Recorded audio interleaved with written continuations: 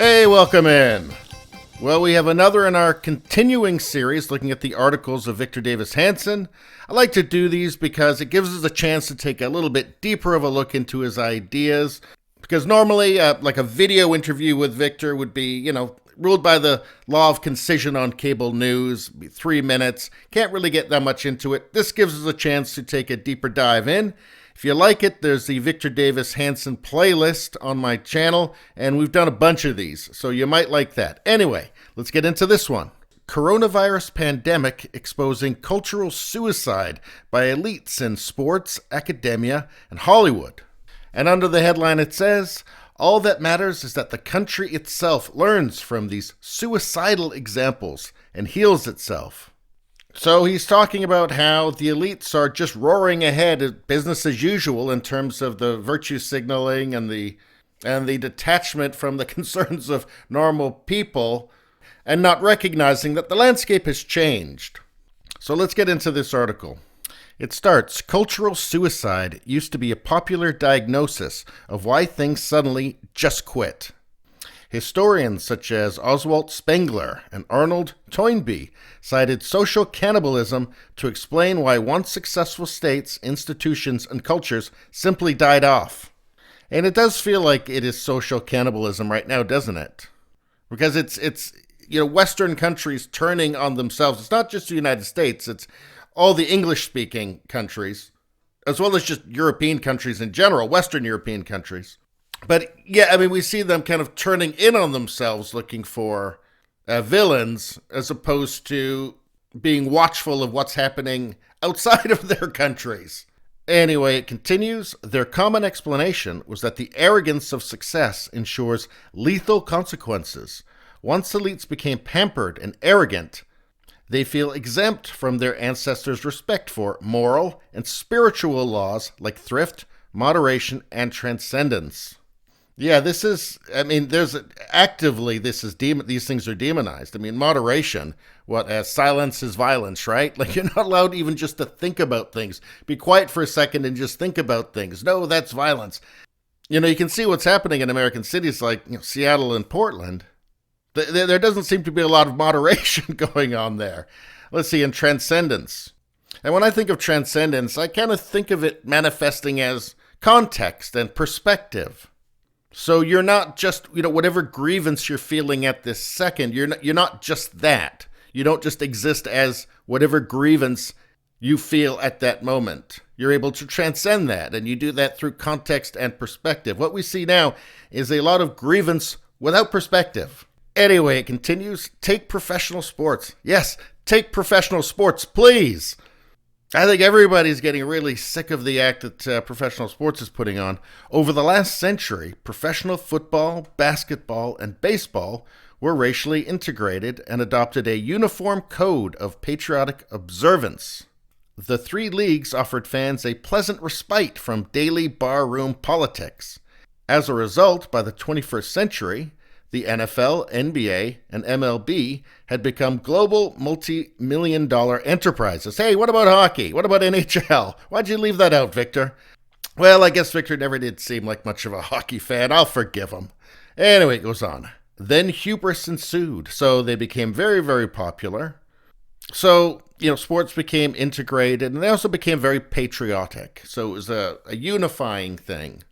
And they rose to great success on this. And it makes sense, there's the famous quote, Republicans buy sneakers too, right? But anyway, then hubris ensued. So yeah, the arrogance. I also think it's cowardice too. And just an unwillingness to deal with any kind of controversy. But anyway, the owners, coaches, and players weren't always racially diverse, but that inconvenient truth did not stop the leagues from hectoring their fans about social activism, even as they no longer honored common patriotic rituals. So, a disrespect for the things that are unifying for a nation and an obsession with the things that are divisive. One would think that would be bad for business. Hold on a second. NBA ratings crash? What? Why are NBA and MLB ratings at an all-time low after the BLM protests? So I guess something's happening. Anyway, Hey, if you could subscribe, like, and share, that really helps me out. Thanks a lot. It says all three leagues have suffered terribly during the viral lockdown, as American life mysteriously went on without them. Funny how that works. And they have and they have almost ensured that they won't fully recover when the quarantine ends. Many of their often pampered multimillionaire players refuse to honor the national anthem. In the NFL, they will now broadcast their politics on their helmets. They will virtue signal their moral superiority to increasingly turned off fans, as if to ensure that their sources of support flee. And it's the irony here is so rich too, just that, I mean, very few professional athletes actually come from money. Very few actually come from wealth. So here you have a bunch of people who are very wealthy, who are making lots of money, who have lots of fame. Why? Just purely on their talent and their skills and their hard work. And if that isn't the American dream, then what is the American dream at that point? I mean, what part of that speaks to oppression? Really, what part? And I suppose that, and of course it's still possible to have some sort of grievance, but I don't see the moderation here that would seem to make sense in this situation. The moderation that would seem to be appropriate. Anyway, let's keep going. It says, lots of American universities became virtual global brands in the 21st century. Sky-high tuition, rich foreign students, guaranteed student loans, and Club Med-like facilities convinced administrators and faculty that higher education was sacrosanct. The universities preached that every successful American had to have a bachelor's degree, as if the higher education monopoly deserved guaranteed customers. But soon, $1.6 trillion in aggregate student loan debt, lightweight and trendy curricula, ideological hectoring, administrative bloat, reduced teaching loads, poor placement of graduates, and the suspension of the Bill of Rights on campus began turning off both students and the public. So, massive debt, lightweight and trendy curricula. Hold on a second. Oh, hello, queer temporalities. Is there such a thing as queer time? I want to say again, I want adults to be able to do whatever they want. I don't care what people do. I don't care about people's sexuality. I just don't care. I want to live in a free society, okay? So this isn't, an ist or an ism or anything like that. I'm just saying, what is the purpose in a class in which they wonder if there's such a thing as queer time, queer temporalities? Surely there can't be a job at the end of this. And these are fourth-year courses, apparently, too. Oh, hello, picturing disability, approaches to disability narratives in comics and zines. I mean, do we even need to read the rest of this? What is the purpose? I mean, if we're talking about lightweight and trendy curricula, that is completely without value. I mean, we must be talking about things like that, huh? And, talking about ideological hectoring, where it's just become, ideologically homogenous in universities, where students are afraid to say what they really think if it's not the narrow band of acceptable thought. Administrative bloat, again, administrators that are digging into everything and looking for oppression under every stone, somehow to prove that their own campuses are terrible places. It doesn't make a lot of sense. And suspension of Bill of Rights on campus, he's talking there about the Title IX stuff, which has ruined a bunch of male students' lives. But anyway, if students can Zoom or Skype their classes from home this fall, why pay $70,000 a year for the campus experience? Yeah, this is going to start changing the whole paradigm for education, I think. But we'll see what happens with that. Supposedly woke and informed rioters this summer incoherently toppled or damaged the statues of everyone from Robert E. Lee and Ulysses S. Grant to Frederick Douglass and Miguel de Cervantes. Now, Cervantes wrote Don Quixote. And there's an irony in this because the woke and informed rioters could learn something, I think, from reading Don Quixote and the whole tilting at windmills thing. But anyway, let's continue. So the public might begin to wonder how the nation's multi-trillion-dollar investment in higher education actually served the country.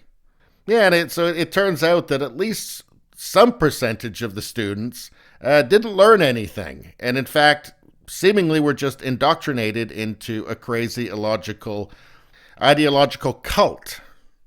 Anyway, it goes on, if a university president wanted to devise a plan for how to destroy his university, he could not have come up with a better one than what has happened on campus in recent decades. Yeah, it seems to be kind of a perfect storm, with insane costs, the COOF coming along, and I think rushing forward the business plan of online education, and also, parents just seeing the behavior of apparent graduates from these organizations out behaving like lunatics. Not to mention coming home from college at Thanksgiving and accusing them of genocide over Turkey, right? So, anyway, I think we're getting closer to the end here. On to the next elites. Hollywood should have been ecstatic over 21st century globalization, which should have made filmmakers and stars even richer and more popular, with a potential audience of more than 7 billion. But the quarantine has shut down most theaters. Now, it was going very well for Hollywood. But then we started to see cracks with some, high-profile duds that had been, gender swapped and basically just promoted as being woke. And apparently designed to scold the audience for being bad people. And now, of course, it's a disaster. It's a complete disaster. And I think we're starting to see some of the panic coming out of these Hollywood elites, especially with things like, I don't know. How about the I Take Responsibility video? That was terrible. It even made the left cringe. You can see here, this is from BuzzFeed. They didn't like it. But, desperate attempts to essentially get back out, get their faces out there. Because I guess maybe they're running out of money. I think they spend a lot of money.